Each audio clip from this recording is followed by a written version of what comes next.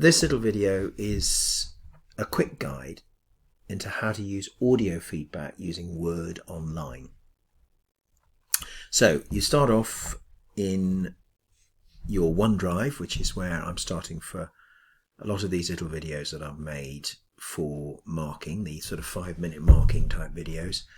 And you go to Word, and this obviously is the pure online version of Word. So it has some features that you don't have on your desktop, and there are some features on the desktop, quite a lot of features on the desktop that are not on this.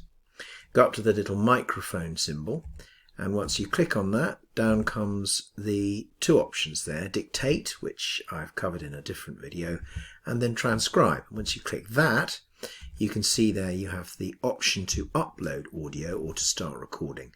I'm not doing upload audio this time, but suffice to say, if you've got a recording, it's pretty straightforward. You can just load it up there. What I tend to use this for is to actually record in real time. So I click the start record button and off I go, and I talk to the students about their work and about, I will go through very often. I'll have this open and I'll have a paper copy nearby, and I will write things. I'll write numbers in the margin, and then they will correspond to what I'm saying to them.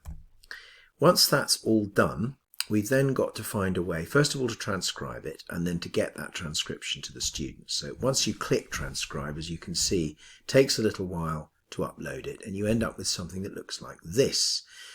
You're recording, and it just has a number and then a long transcription, which is not quite gobbledygook, but it's pretty garbled. But I found that actually both I and the students find it pretty useful when you're coming back to look at what you've said about them.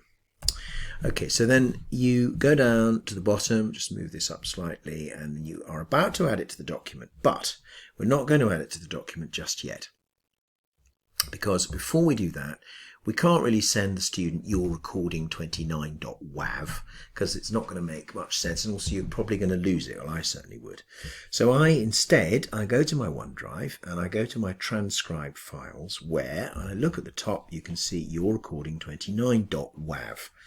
I'm going to change the name of that. In this case, just change it to something that's relevant to what we are doing in this video. And that is now something that I can send to the students. And we'll deal with how to do that a little bit later on. Go back to the document and actually press the little cross next to transcribe, and then press it again. And now you can see it says my audio feedback test. So that would be, Jemima feedback or whatever.